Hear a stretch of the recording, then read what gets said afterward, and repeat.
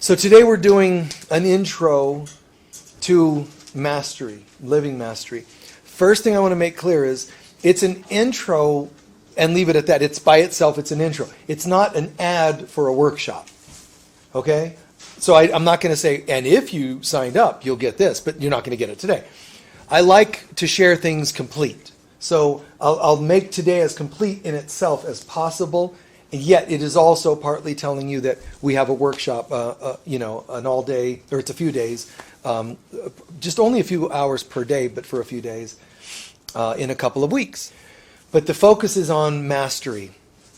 You guys will hear in talks that I do, a lot of times you'll get a good feeling of like a good vibration, a good energy to the talks I do about higher consciousness and so on. But mastery is a very grounded topic, even though it's half spiritual and it's half grounded. And that's the whole point. Mastery means you and I applying our spirituality in our day-to-day life. So we have day-to-day humans, we've got angels and angelic kinds of beings. The truth is, even on earth, it's our destiny to become a balance of the two. We're not supposed to be just humans. We're not even supposed to be humans clawing and clamoring to even find a remote amount of spirituality. We're supposed to be anchoring a balance of spirit and human while we're in a human form. And people have made that anything but simple and easy. And it partly doesn't seem simple and easy because it's not embraced. It's not taught. You have people that talk about ascended masters. Welcome, beloveds. I'm now going to channel ascended master so-and-so, and it's like, wow, cosmic. Some of it's authentic, some of it's not, but it's still themed on cosmic. There are people also that come and say, I am a master. And, you would come up and put flowers at my feet and, and bow. And there's cultures that's especially revered and beautiful, and it's fine for them. I was in Australia, which is part of the South Pacific. And in the East and in the South Pacific, you have a lot of cultures that are used to revering teachers. And I think it's fine, as long as they're reverable, as long as they're deserving of reverence. But I remember I was doing a talk in Australia, and it was, because it's sort of South Pacific here, you sort of had some of the Eastern traditions and some, to a degree, not. So it's the first time when I was ever doing a talk on tours where a couple of people came and bowed at me and put flowers at my feet, and it was an interesting thing to observe within as well as without. Because I'm not going to diss their custom, but I'm also not going to act superior in some way. So it was an interesting little moment. I thanked them, which I think is right to do. I thanked them and, acknowledged what this symbolizes, and then I also turned it slightly then into, and what it symbolizes is someone sees something good and they give thanks for it. So that's appropriate for any of us and all of us. In some traditions, like for example, you hear the word Tantra. Tantra's in the West, Tantra's considered to be like, isn't that multi-position sexual technique kind of thing? That's what twisted Americans kind of turned it into. But Tantra is a religion, a spiritual practice. There's one form of Tantra that's it's Buddhist Tantra. Like the Dalai Lama is actually part of a Tantric Buddhism faction, let's call it. But clearly, it's conservative. And that's what I would call like one extreme of religious Tantra. There's another extreme. They call it left-hand path Tantra and right-hand path Tantra. So one is very conservative and one is very liberal. And both of them have some validity to them. The spiritual one is very beautiful and valid in that it's saying that you can have this fusion of masculine and feminine energy, but don't touch anybody. Do it all inside. And it's amazing. It really is. They do meditation techniques that are, they're just otherworldly, almost incomparable to any techniques found anywhere else in other systems and traditions. Very powerful. But years and years of discipline and focus and prayer and mantras and so on. But there's something to be said for all that. That's fantastic. But it's almost a little bit also fundamentalist, like Hasidic or priest Catholic, where it's don't touch. Like almost there's still an aversion or naughtiness to bodies. Does that make sense? And the opposite extreme doesn't have the discipline, the reverence, and so forth. They're more body-oriented. And so that gets a little bit extreme. So they have their extreme, but they also have a positive to it, which is they're saying don't judge. Intimacy or any form, don't judge. So there's pros and cons to either extreme. I coined something called middle path Tantra. So that's something I kind of came up with, meaning what's appropriate in every given moment. Have discipline and so forth. This, don't judge like this, bring it together and so on.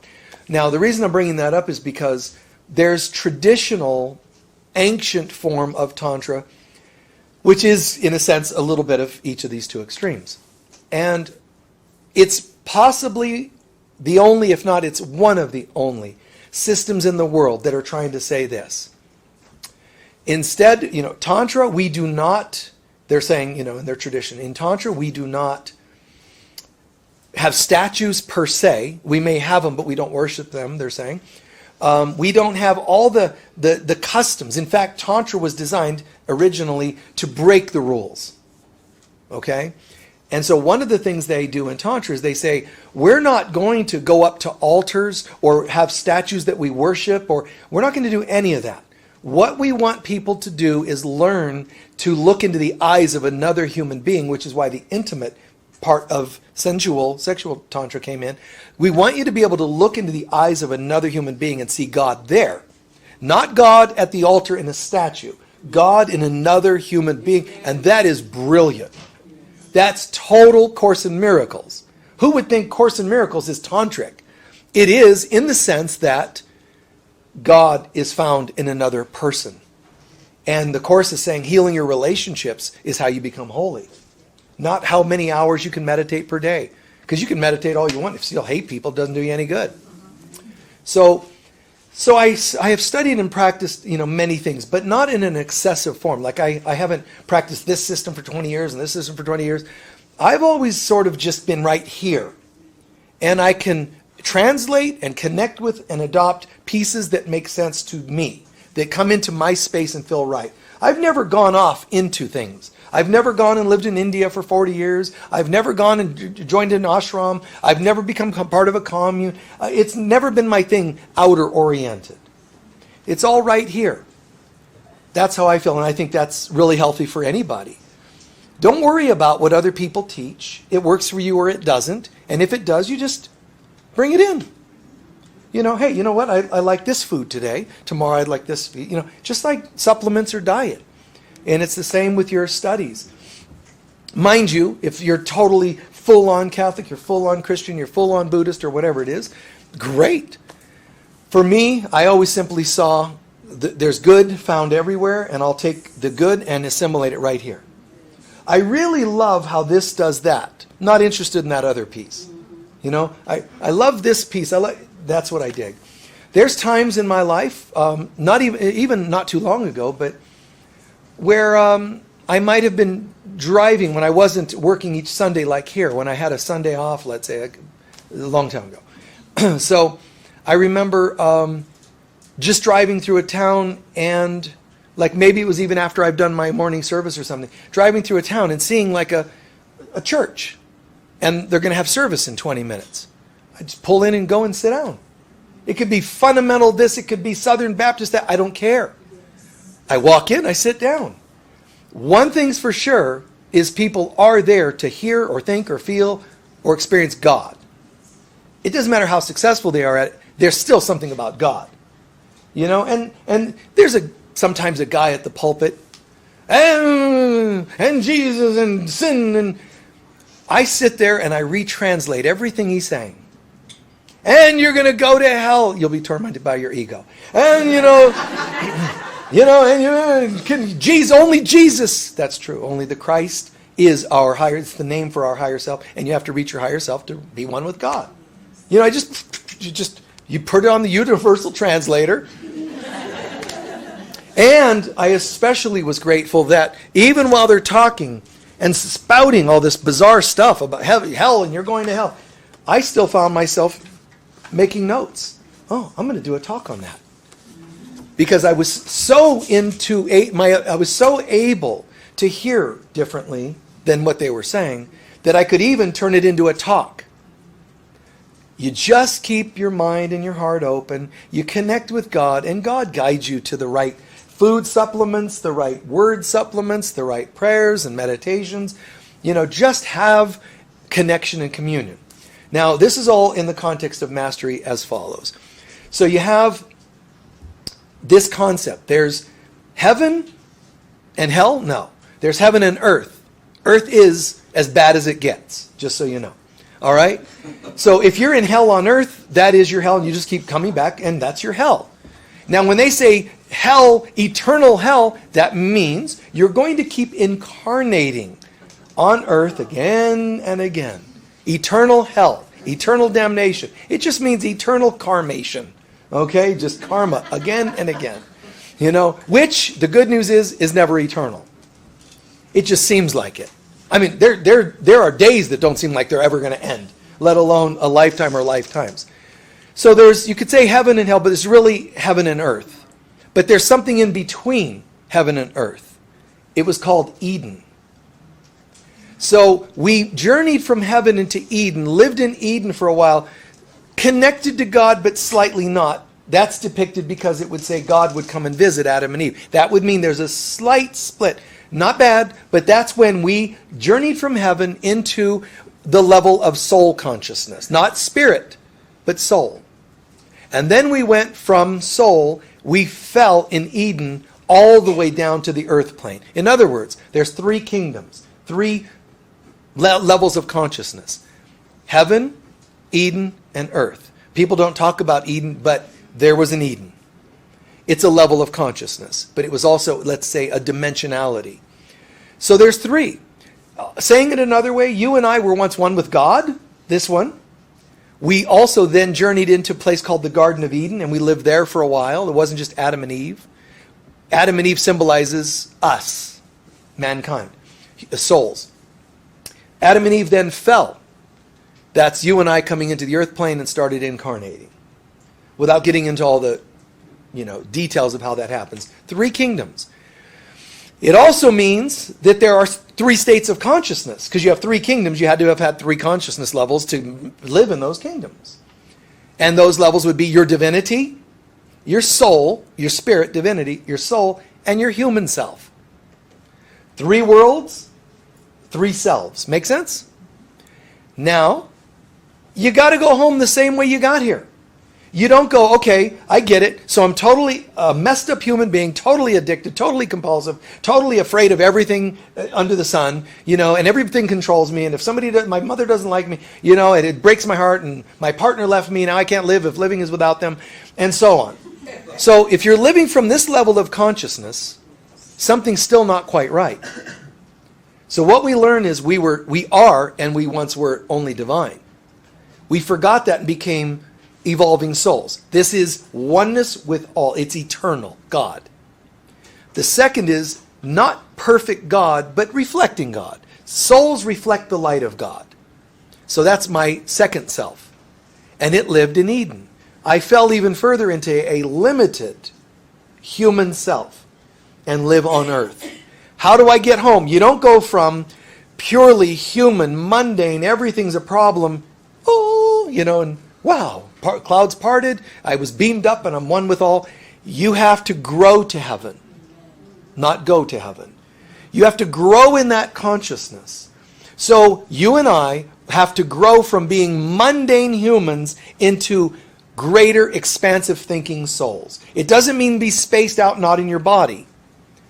But it means think higher than just mere limited beings. Which is what all of us are doing. If you're watching a program like this at all, unless you hate it, if you're watching something like this and feel any resonance, it's because you are actually in the process of remembering your soul. That's why you're into soul mates.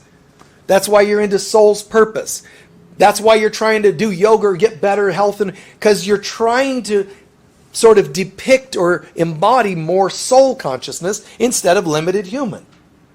The limited victim human consciousness. We're learning to be more like souls.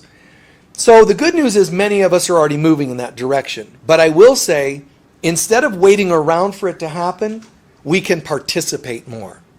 And that's the key. Participate more. And that's mastery. So here God is.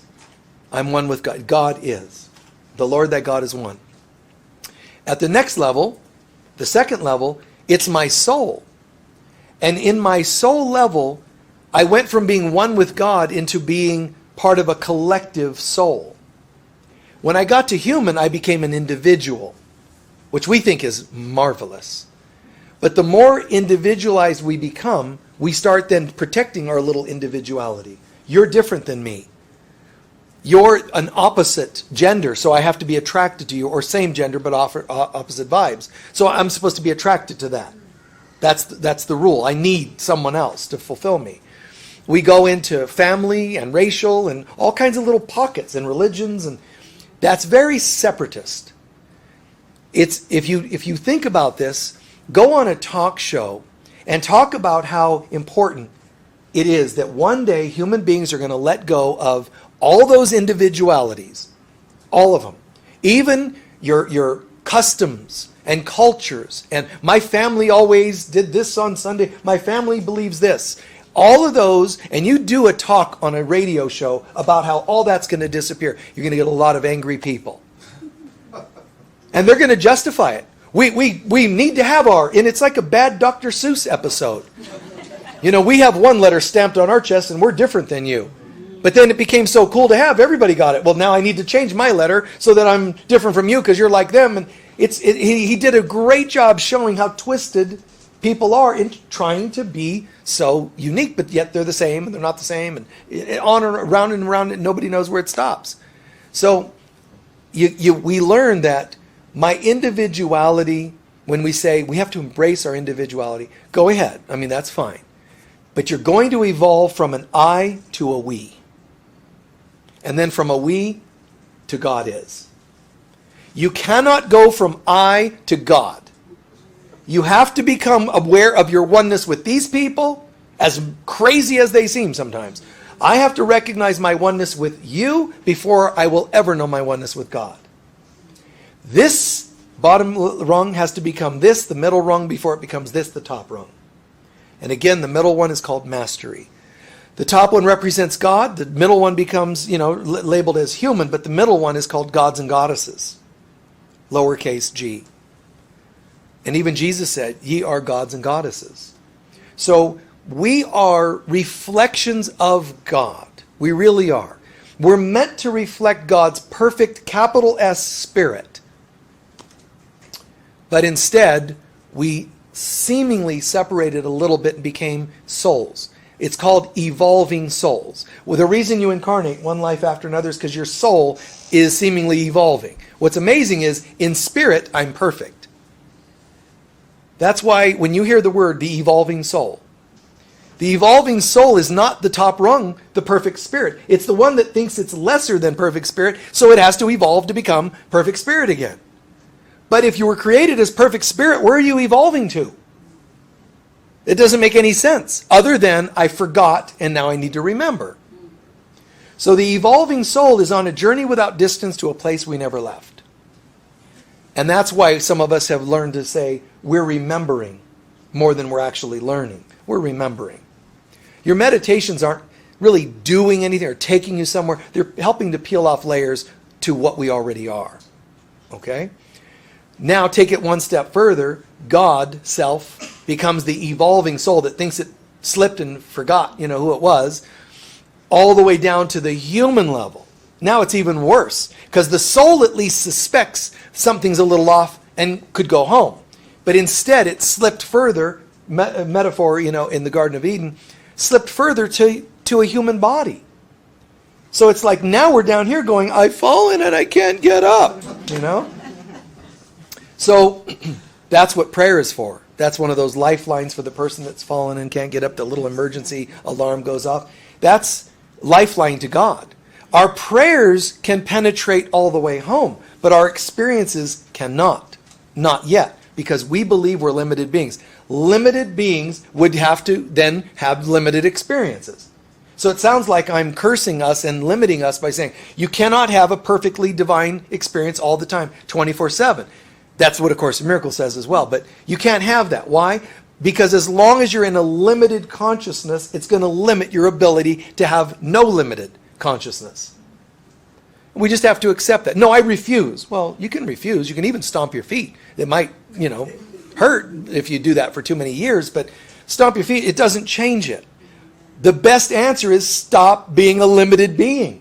Don't hate that it's happening. Just decide, this limited thing. I'm going to work on saying goodbye to pieces of that, which would be race and culture and genetics and all those belief, karma, all old belief systems. Anything that represents the past. I'm not saying hate it. I'm saying recognize, just because my mother had this disease at this age doesn't mean I have to. But if you get sick, don't blame yourself. But just recognize I don't have to actually take all this on. You're just like your mother. But you don't have to be.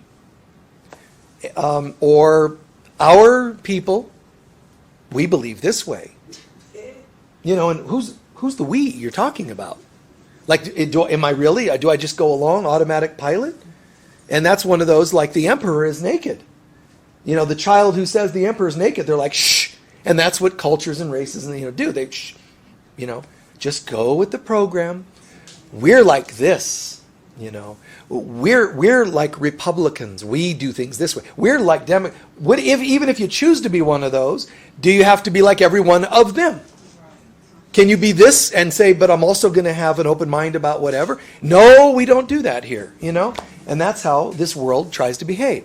It tries to get you to take on a box, a stereotype, and then live according to that. But it's doing it for a reason. It's doing it so that you don't grow and become the second and first level, highest level. Because this is limited world, limited behaviors, limited beliefs, and it just wants us stuck in that. So we realize, okay, God, goddess, self, but it's also called mastery and human. So when I'm talking about mastery, and when we do our workshop too, I'm encouraging and endorsing that we learn to wake up to who we really are. When I teach a mastery course, I don't say we're all going to eat the same foods, we're all going to wear turbans, we're all going to, whatever. It's not like that kind of a system. Although I will say, how do I go from being mundane human into more of almost like a superhuman? How do I raise the bar of my consciousness and my lifestyle? And consciousness does bring changes to our lifestyle, in case that's not obvious. So what does it mean to be more like a master? A turban, and do we wear certain colors? And do we have I have a mastery diet now to go with your other 50,000 different diets? Not at all. Mastery means you will enjoy what you eat and eat what you enjoy. It means you get into a consciousness and do what you do and do it well. It means being of service. It means being loving. It means being more patient. It has all these, extra affinities to these different topics or states of being.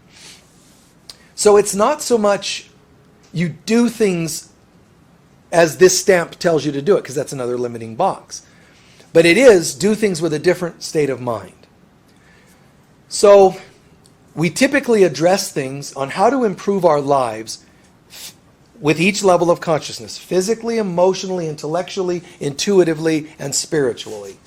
I love, typically that's my thing, hit things from all sides, hit all parts of it. It's not just physical. I have friends that teach physical mastery.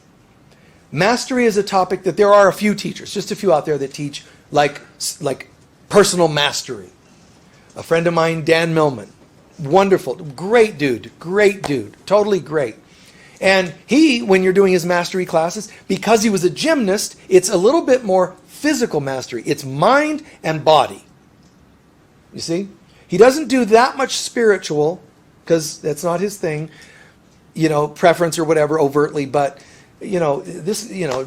last time I saw Dan, he's getting on in years. We use that generic term for that, but he'll be standing doing a talk, and he'll still say, hold on a second, puts his hands on the edge of a table. Usually there's a table up on the stages when we're teaching at conferences, and he flips himself up into a perfect handstand. You know, I mean, he's just... And so when he's teaching his mastery classes, he also comes from gymnastics, obviously, but also martial arts. So he's teaching, kicking, moving, and, you know, own your body, show up, become healthy. And he's very fit. But he's also teaching, get in your body. That's one level of mastery. You got your Tony Robbins type. I don't typically name names, but I just did by accident. So you got your Tony Robbins. It's mastery, personal mastery seminars. And his is a lot of mind. Focus, focus, focus, focus, mind, mind, mind. But not so much spiritual still. So there's all these layers, 5 I'm naming: physical, emotional, intellectual, intuitive, and spiritual. Usually these teachers will do 1 or 2 of those, and that's what their thing is about. And I think that's fine. I like to teach all of them. So I'm asking people and teaching people, embrace total mastery, but I call it living mastery. Not theoretical, not channeled on a good day, not worshiping masters in the sky. Living mastery. How do I embody this? And it really is being like the gods and goddesses of old. You may not achieve that exact formula, that exact recipe, that exact look immediately, but it's very doable to get somewhere along those lines. And you can do one part or another, like some of these teachers have done, or you might try and embrace all of these things. In a nutshell, how to, let's start from the top. Some form of prayer and meditation. Not Michael's form, not Michael's special mastery, copyrighted, registered trademark. You know, I don't really do that sort of thing.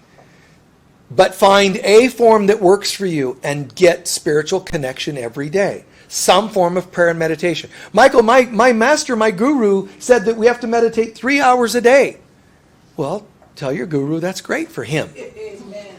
You don't have to, you know, Jesus tells you in A Course in Miracles, you can spend hours and hours in meditation and get nowhere. You can also do it for seconds or minutes and unlock the secrets of the universe. That's the way it works. It's the quality. Mastery is about the quality of life, not the quantity. Not the, you know, repetitions nor the quantities, it's the quality. So you get your spiritual practices down, whatever those may be. We'll talk a little bit about them more, obviously, applicable in the workshop, but find something that works for you and connect to it spiritually. Then when it comes to, imagine these are chakras. The thumb representing the upper 3 chakras, then the next 4 fingers representing the 4 centers here. So what we're really saying mastery is about is taking the presence of God and nurturing a relationship with that. Make sense? Then, however, instead of being like, I'll just stay in this, it's how to bring it down to my heart, my mind, my emotions, and my body. You see what I'm doing there metaphorically? Anchoring the presence of God. God first, then how do I bring that through creatively? So what I'm advising to you, but also things we do in our workshop, but what I'm advising to you is something creative, heart chakra. My book, The 7 Initiations on the Spiritual Path, give a lot of specifics about what the aspects or facets of each chakra are and how to nurture them. But you're looking to nurture the upper. I'm only going to use 1 or 2 examples instead of half dozen. The upper one, prayer and meditation. But bring that presence into your heart through love and forgiveness and creative expression, because your heart is creative. Your heart is about humanitarianism, so act like one. Your heart is about love and forgiveness. Instead of, well, I'm communing with God. I hate humans, but I'm communing with God. You got to bring it down to the heart. Because if you do not bring God right here and now, then you're separate. And then you just perpetuate the problems. So into my heart, okay, into my heart, into my, right here. The higher feelings, not emotions, but just up here in the heart. Love, forgiveness, humanitarianism. But also, if you can imagine God's presence fills your heart, it's probably going to feel kind of joyous. Not solemn like we were taught by so many teachers in the past. That stoic behavior. The reason I don't smile is because I'm spiritual. You know, I'm religious or whatever, you know. And God, I don't know if you've ever seen footage. You could go online and watch from the 70s. Earth, Wind and Fire concerts. Earth, Wind and Fire concerts, the leader, Maurice White, he would get the band always a little prayer and meditation beforehand, and they would do such under a pyramid backstage, And then they go out on stage. They are wearing almost tribal, traditional, colorful robes. I mean, oranges and yellows and reds. And I mean, everybody's dressed in a way that flows. This was in particular a few years, I'd say 75 through 80 even. But colors, and when they're moving, even the horn players, that you figure horn section, in the back, just play and be quiet. The horn guys were encouraged. They would be walking, spinning their horns, and everything was like this. That's heart. That's creative expression. I just would watch that in awe, like, wow, So it's a shame that they don't have that much footage of concerts in those days, but I was just entranced by the beauty and the color. And then you bring this energy, spirit, to heart, and then to my mind. My mind, the fire element, earth, water, fire, air, and ether. So God, ether with me, God, air with me, God, fire. The focus of your mind. And that's when I instead of going, oh, I'm totally spiritual, I bounced a check because I don't know what I have in my account. Oh, I just don't like finances because I'm just one with God, And you can't do anything. You don't know where your car keys are. You don't know what's in your bank account. You don't even have a job and you haven't realized it for 4 months because you haven't shown up, so they fired you. Like, just spaced out. And people justify it all the time. That's so spiritual. It's not at all. No, it's not a holistic experience. Mastery, show up. So, yes, I'm open and heart is open. And when you feel compelled to sing. Write a poem, just write it. Just flow, just move. Dance, freely. And then the mind. Focus. See, my heart gets inspirations because it's the closest center to spirit. So what the design should be is I open my heart every day in prayer, meditation to God, and I receive guidance, like a talk that I'm doing, or a book you're going to write, or a poem. We open our hearts, here it comes. Now, once it receives it, instead of staying aired out, airy-fairy, what we need now is the heart tells the mind, hey, you tend to focus really well. If it's trained, I need you to help make this into a book. Because if you rely on the heart to write a book, it doesn't happen. They just keep going, oh, someday. The mind is like, when would you like that by? I want deadlines. And that turns off some people that are too heart-centered. They're like, you're overwhelming me. They get all anxious and nervous because the mind is asking for some answers. You want the mind. When people say, get out of your mind. No, they're out of their mind. You want all parts of you to be present. And the difference is you want them filled with guidance of spirit. You want them all surrendered to spiritual guidance, to spiritual path.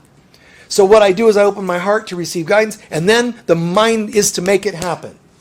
I'm going to meditate now and open my heart to receive guidance. If your mind doesn't know how to hold itself still, not good. So you say, hey, mind, I need you a little bit. Can you? Absolutely. Hey, shh. Quiet. Let's focus. Recess is over. Let's hold space to receive. So now my inspirations start getting anchored thanks to the mind that some people shame. Just thank God, yes, getting anchored. Then the next chakra, the emotional center. Now, the mind is going to say, we're focused on this, but if the mind is inspired by God, it's going to look down to the next and say, hey, emotions, it would be great if you could charge this experience with some yes factor.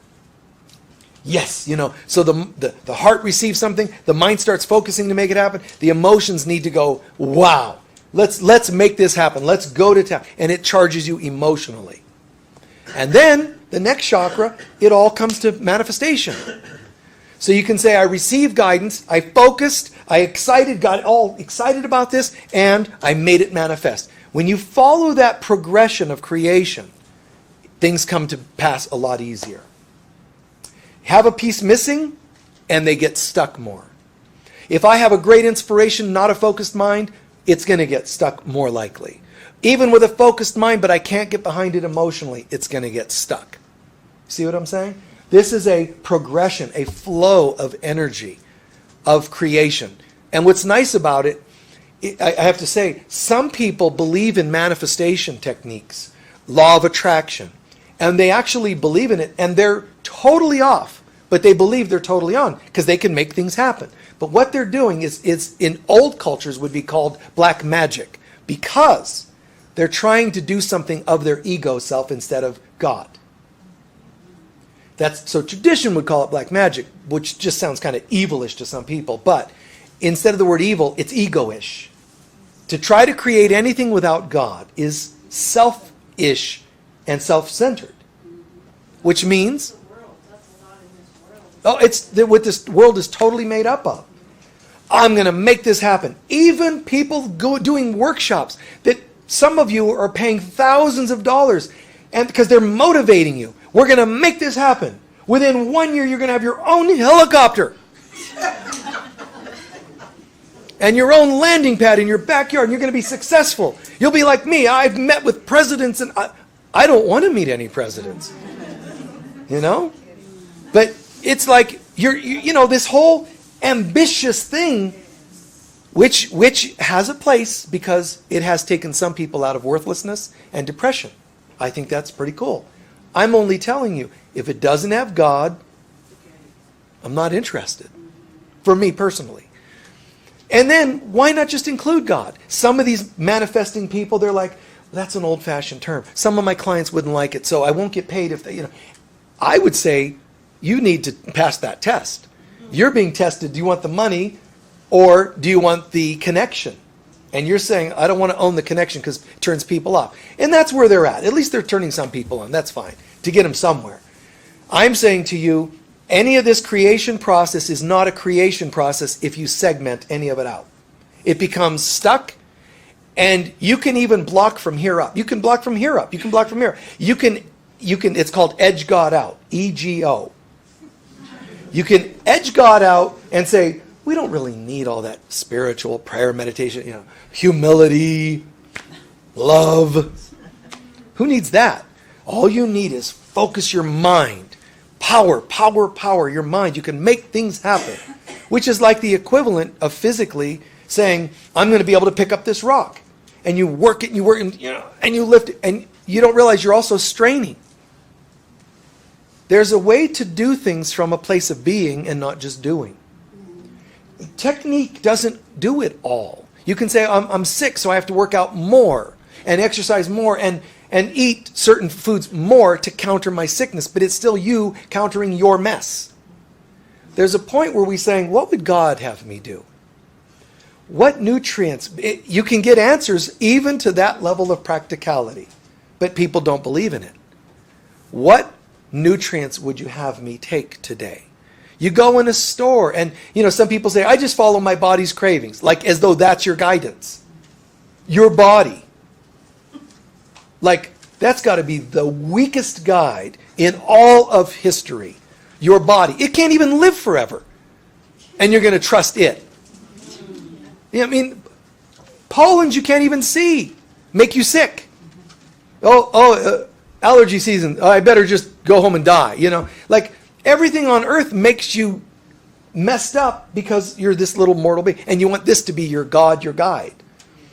It's more important to say, I do believe that I can be guided in all things. Yes, I'll still get my blood tests and take care of the illusions of life.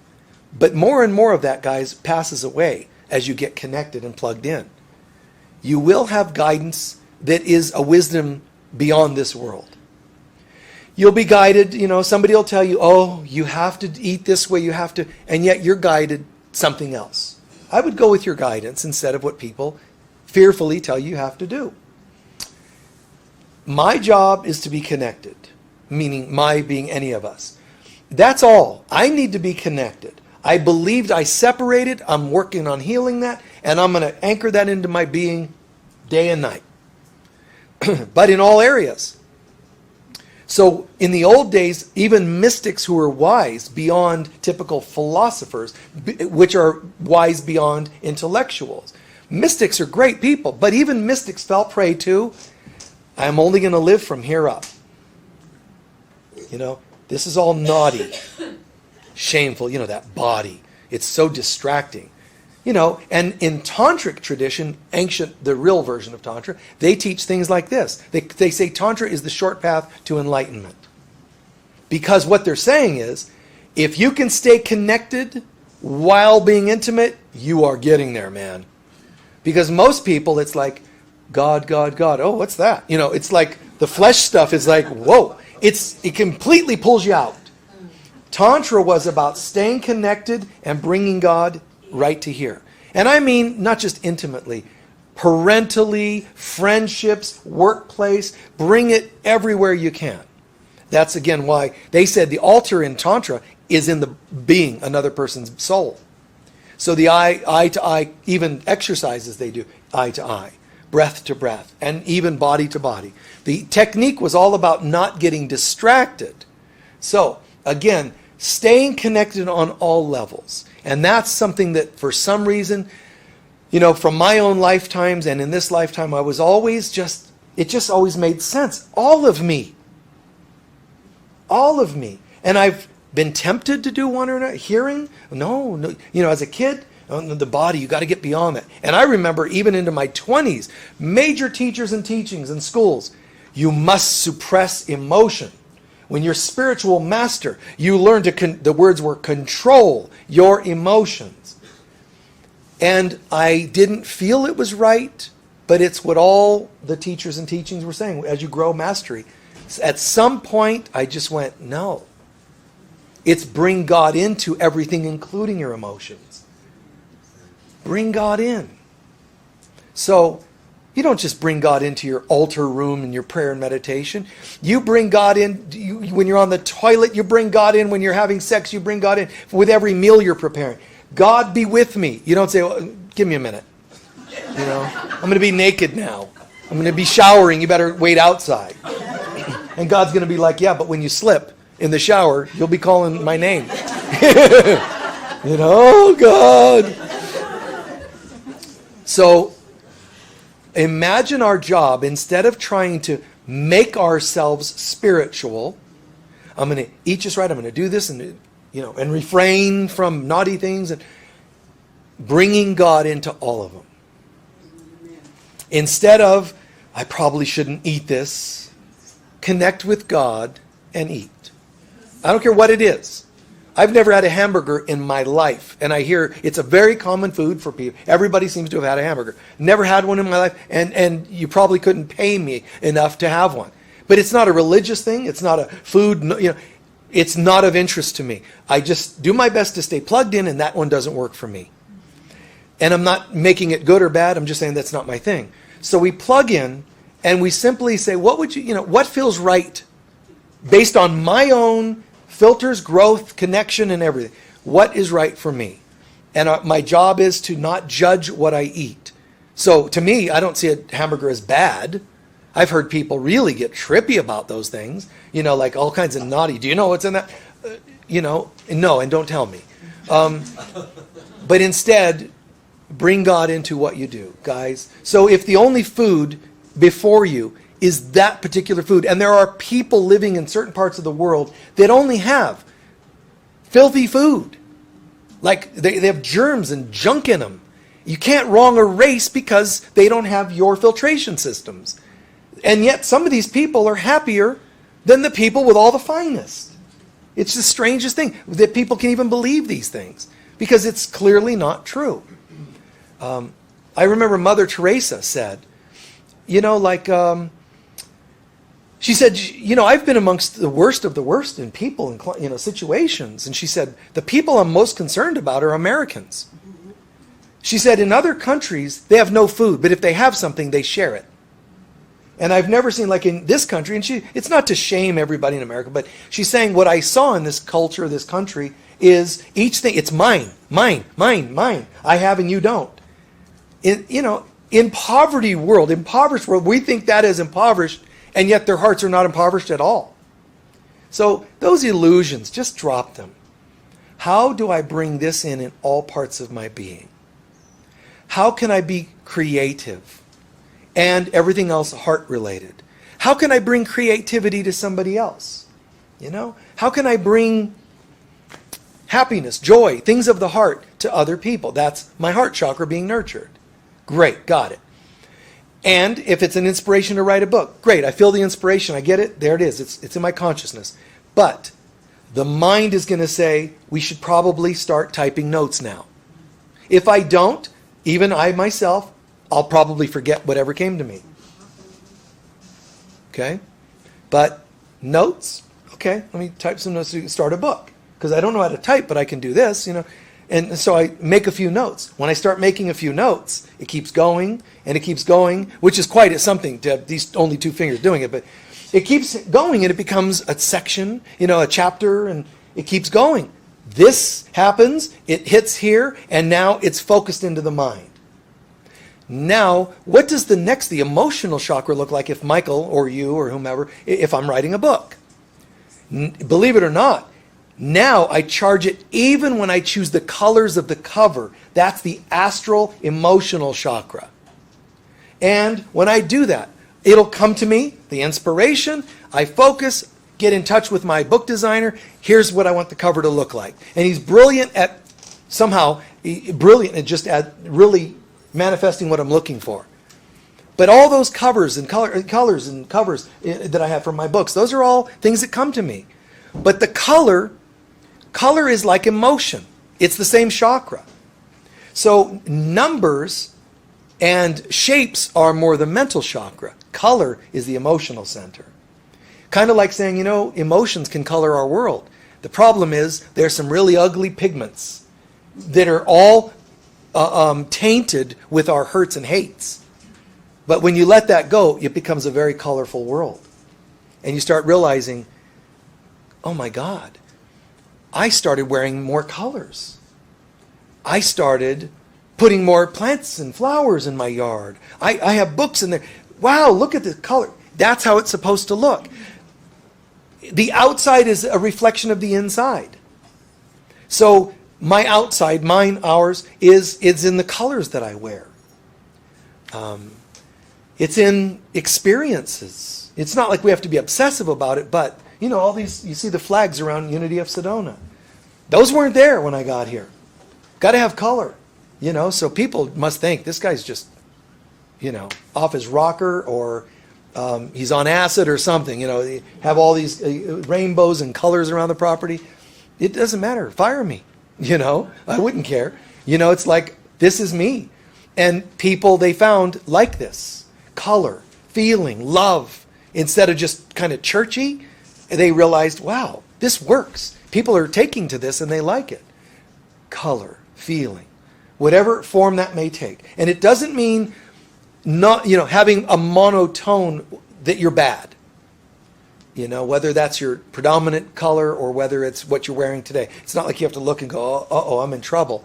It's not like that. But just, I believe the more you bring this in and it channels down to your inner self, not just per decision, not per inspiration, but your day-to-day life, it starts becoming a theme. So my theme is generally to keep my heart open, etc., to get my mind to focus on some of those things and to fill them with color and pizzazz, emotion, oomph. Even when we do our services, we rarely do depressing songs. You know, we rarely do like a more solemn-ish kind of song. It's lift me up. Oh, you know, I was talking about the colors. Look at the poster down at the end, Earth, Wind, and Fire. Those are our patron saints here at Unity of Sedona. Look at the color. Those are not just colors. Those are outfits that are portrayed in the art. That's the stuff you'd see in their concerts. So it's life and it's color. So I want that there. I don't just want, you know, the monotoned kind of depressed music. It's like, let's sing, let's come to life. That doesn't mean we ignore that sometimes we're hurting. We will sometimes address that and go into deep places with people, hold a person, take their hand, of course. But generally, connect, all the way down to the physical level. What's physical look like? Anything from prosperity to vitality. You know, when I stand up here, I feel charged. It's just like, well, you plug in. You're in a current. So you plug in and this great things are happening to you and through you and as you. So in my opinion, when you plug in, it channels all the way down to the root chakra and it becomes, you can be sexy, passionate, you can have vitality, health, immunity, and prosperity, material things. Your version of them, which will be slightly different than the person sitting next to you. To you, it could be like, God, and it just channels, and I have to anchor it by exercising to work some of it through. Another person, it'd be totally different. It could be done totally differently, physically for them. For them, it could just, I like to go on hikes, and that's anchoring it. Another person, it could be prosperity consciousness. And anchoring finances and prosperity root chakra doesn't mean just accumulating. I'm anchoring it is by giving it. That's anchoring. Share it, and it now opens up a full cycle of consciousness. Keep it, and you've boxed it, and then you're boxed. Which is like saying, the mystic saying, don't have attachments. That's what that means. Don't receive something, box it, and have it become an anchor that pulls you underwater. Keep things free energy, that concept. So, sort of going towards a close now. Mastery has certain attributes. So I usually share there are concepts of mastery and attributes. So I'm just going to close with this. There's a full list that we cover in the workshop, but a full list of attributes such as being of service. Well, love would be the first one. Masters are loving, but they are also of service. They are also focused. These are attributes of masters. So if you want to develop mastery consciousness, and you're only hearing about mastery today, you're not doing the workshop or anything like that, at least hear this.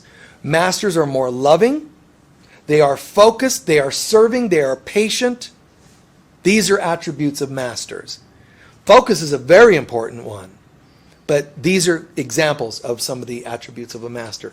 But masters also live by certain concepts, such as divide and conquer. This is a separate list from attributes. Divide and conquer.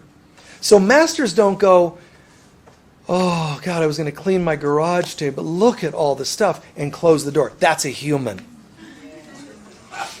A master goes,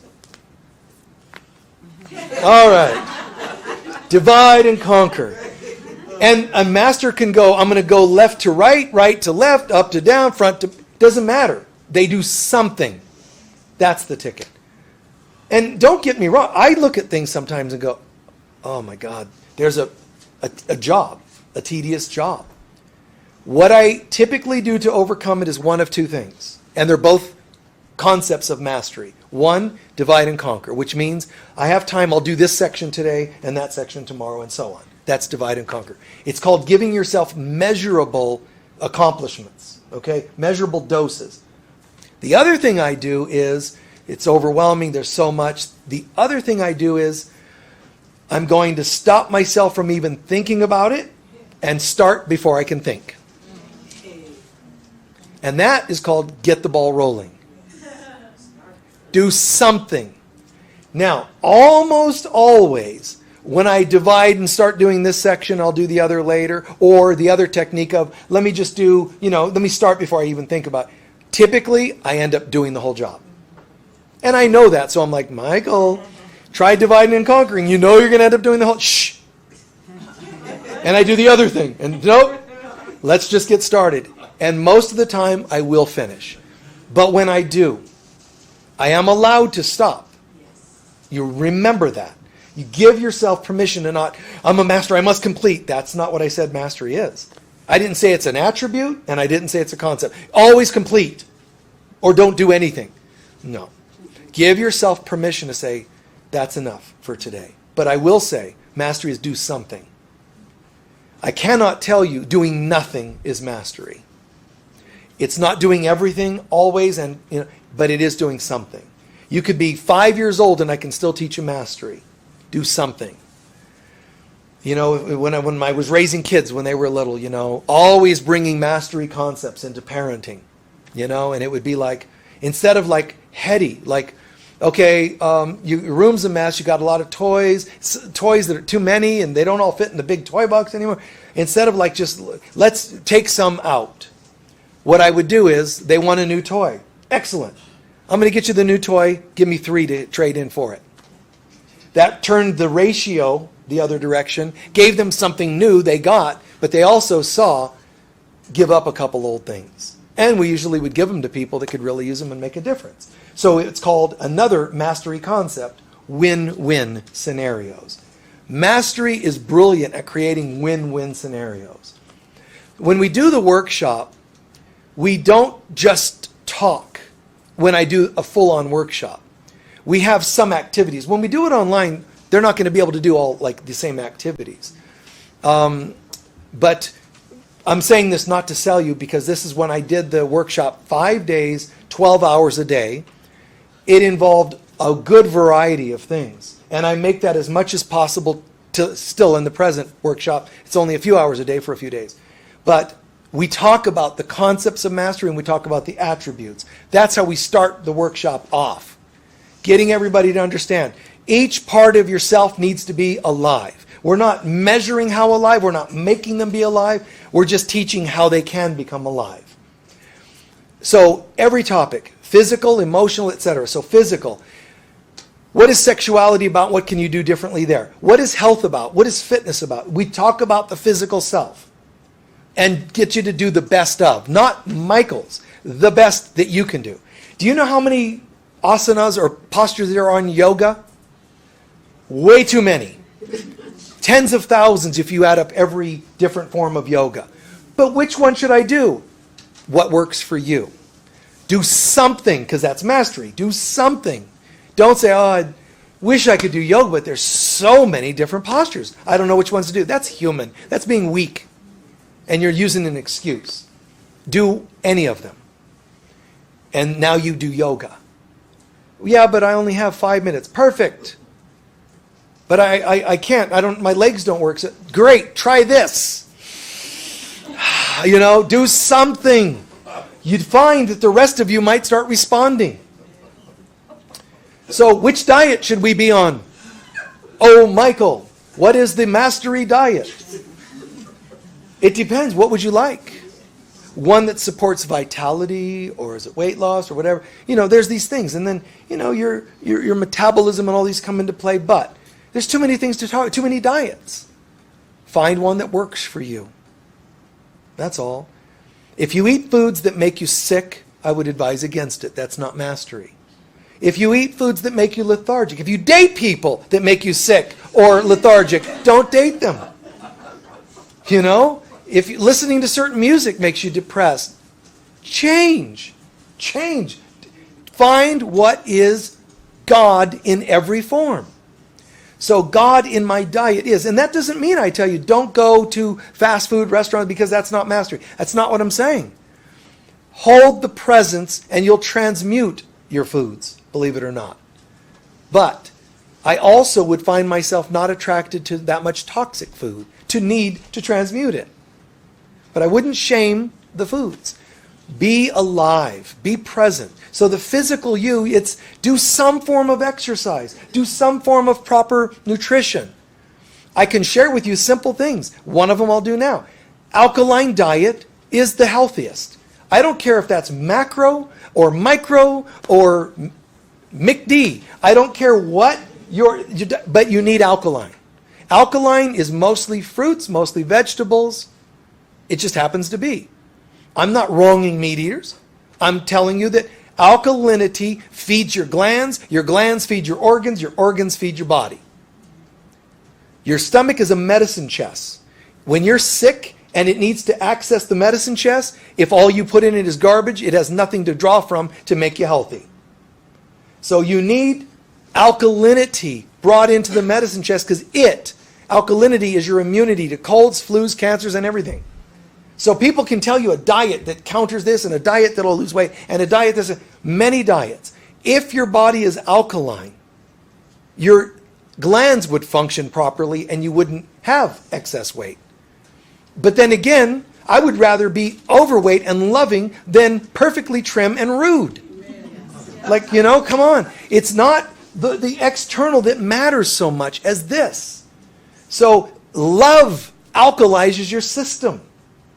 I've done this where in conferences and also in workshops, especially when I was younger and more rebellious. People would talk about, oh, you have to eat this kind of, and I would say, okay. So we would have lunch break, and we'd be at lunch, and these people that would be trying to tell everybody in the class that Michael was wrong, they would have their salads and all their vegetarian whatever, which is alkaline. Except if you're stressed, it's going to turn acidic anyway. So they would do all that, and then we'd do a litmus paper test. They would eat all their thing, and I would have a Kit Kat and Dr. Pepper, because that's one of my favorite combos. Kit Kat and Dr. Pepper. Well, the Dr. Pepper has to be ice cold, though. It's just something for me. But anyway, Kit Kat and ice cold Dr. Pepper. I would do that. We'd wait a minute. Test your litmus paper. I'll test mine.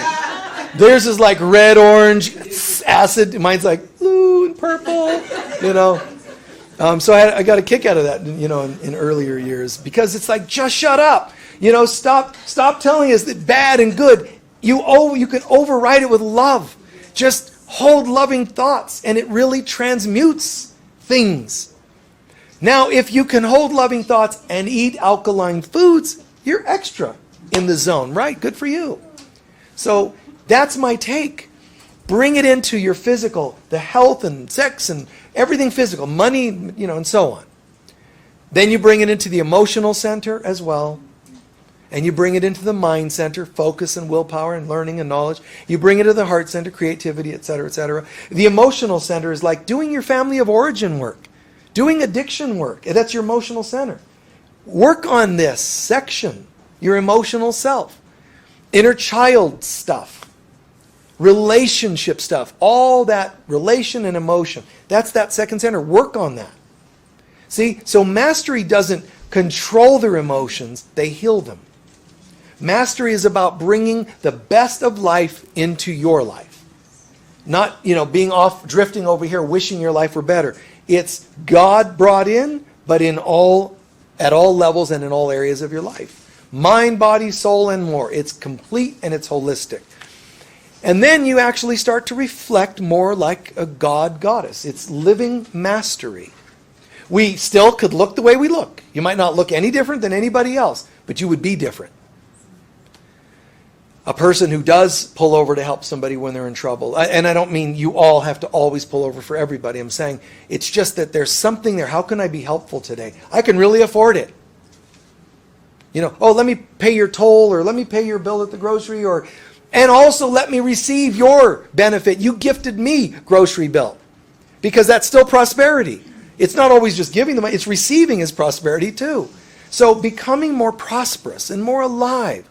And even if this doesn't all calculate well or make sense, just imagine the outcome of all areas of your life thriving with more love and spiritual presence. All of a sudden, certain compulsions fade, and I have more like inspired actions.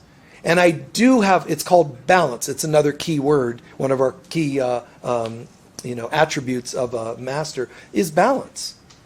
So I'm not going to be all heart and no body, all heart, body, no heart. It's connected. So all parts of me living alive. When we do our workshop, we talk about things from history and ancient civilizations and UFOs and light beings and all these things. We talk about true knowledge and history briefly, somewhere in there, because that's this chakra. Focus and willpower, because that's this chakra. So we address that fairly well. But we also do exercises to get you in your body. We've done the little places you can go to do rock climbing, where they strap you up, so you're safe, and have people climb. Go. I can't. I'm scared. Okay. One step. And some people can only do one or two. They panic. It's still a success. Why? Because mastery means do something. So they succeeded. We sometimes go to your team building courses where they, walk over the ramps and they, hang from the trees and, do all these kinds of things. And people can say, I'm going to pass because I have a physical limitation. No problem. But sometimes we do physical things. One of the strangest things you would think, mastery? We have a water balloon fight. And it's wonderful. It's wonderful to see folks, oh, but I'm spiritual. And they're like, when they get in it, man, it's like, oh, yeah. And we make teams. So you have to make a plan, strategize. That's the mind part, developing. Don't give me all this airy-fairy stuff. Get ready, because I'm going to wipe you out. And it's like, so we did a couple of times, we did the paintball. What is paintball mastery? It is part of it. We talked and talked all day. Now we're going off to paintball. And you have these airy people. It's just beautiful because the experience, it's like we get there and we teams and whatever. And this one girl, she's a Buddhist, an Asian girl, and she was a Buddhist too. And she came up to me, Michael, I don't think I can do this paintball, And I said, okay, I tell you what, go. Try. You don't like it. Even after 10 seconds, you don't like it. At least you did it. You try and you come out. She goes, okay. When we were done, she won. But she comes running up to me, Michael, I killed many people. Brilliant. And we're not talking about violence and goods. We're talking about focus. Go. You've never done this. It's brilliant. It's beautiful. Just do something. Go. Swing from here and hang from there and climb this and move. Just move. Try it out. It's really, really amazing to see the changes, even here, just in the face, when people are done with these kinds of courses. It's not all physical, but it's also not all astral, emotional. We do readings in these courses. You learn to do some psychic readings and read bodies and read auras and read past lives. Because every area needs to ramp up to a higher level. If you rated your physical chakra, your emotional chakra, and so on, and said, let's pretend all of them were a 5 on a 0 to 10 scale. When you leave, they're all a 7 or an 8. It's pretty cool. If one was a 2 and now it's a 6, that's pretty cool. You come out knowing how to participate more in a balanced way in this world. And I think it's not only fabulous, I think it's inevitable that everybody gets there. You can't live in fear and become a master or ever go home to heaven. You part the Red Sea and you move. And these things are never done in a serious way. When I say paintball or when I say water balloon fights, they're hilarious. Oh my God. Some of my greatest laughter on this planet has been watching the strategies and the planning and oh my God. I'll never forget some of the moments of people just water balloons, and God, there was this one time there was an older lady at the class and because I'm watching, and just observing, and this one lady, just the subtleties, like someone was trying to hit her with a water balloon and she was all scared and oh no, and then the person threw it, it kept bouncing off of her. So it's on the ground, and remember, she was timid and kind of thinking she's gonna, no, don't get me, and it bounces off to the ground. That person bends down to get it. It's like she completely changed. She took a balloon and went bam! I mean, she literally, physically and verbally, she just like leapt up in the air and bam on the person, wiped them out with water, And I mean, I was just, and when the day was over and we were reflecting back, I said, I got to tell you one of my favorites. This lady knew who I was talking about. She's like, oh yeah, I did that. The beauty and the fun, and also we've done sculpting, creative parts. We've done write a poem. We've done things like that. Music. Do something. Here's an instrument. Here's a drum or some drum kit. Let's everybody learn to play drums. Oh, doesn't that take years to be great and perfectionist and what? Maybe, but anyone can do anything if you know how to come from the right consciousness called mastery. And when I was taught some martial arts as a kid, I remember a teacher was showing what's called stick fighting. That's the simple name for it. Stick fighting. So this was a student of Bruce Lee's, and he was teaching stick fighting. But he would show everybody, and he'd say, now, when somebody comes at you with this, you go, bah, bah, bah, bah, bah, bah, and he'd just like, these things are flying speed of light, man. It was made like a propeller. And he like is striking, but without hurting. He's like striking like 20 places for every move the other person would make. And he'd go, now do that. And they're like, he would demonstrate it again, nothing. Demonstrate it again, nothing. People were like, what? But I caught on. I can do it. Because you have to do something. You may not do it perfectly. So I take the sticks and bam, bam, bam, bam, bam. He goes, excellent. Not all the strikes were perfect. There was something that was. And you listen. Masters, you listen. You don't just try to watch and okay, wait, bam, bam, it's too fast. I was listening and I was feeling. There's something he's doing. Close the eyes sometimes. I would close the eyes and I'm hearing. Slow down the sound like it's a song. And I hear bam, bam, bam, bam, bam, bam, bam. I slow it down. Bam, bam, bam, bam, bam, bam, bam. Slow it. Bam, bam, bam, bam, bam, bam, bam. Take the sticks. Bam, bam, bam, bam, bam, bam, bam. Perfect. Do you see what I'm doing? It's rhythm. I don't know music. I never took music lessons. But you can intuit, you can feel, you can hear. So you could say music taught me how to do the stick fighting. It wasn't trying to put my head into it and make myself do it right. There's a feeling underneath, and masters learn to get that feeling. And one of the exercises we all do is learning to just put your hands on the earth and sort of meld with the earth and connect and realize that you can move mountains, so to speak, on a vibrational level. So there's intuitive things we do, there's grounded things we do, and so on. So I pray this has made good sense and gives you at least a dose of what you can apply in your life, theoretically, but also personal application. Okay?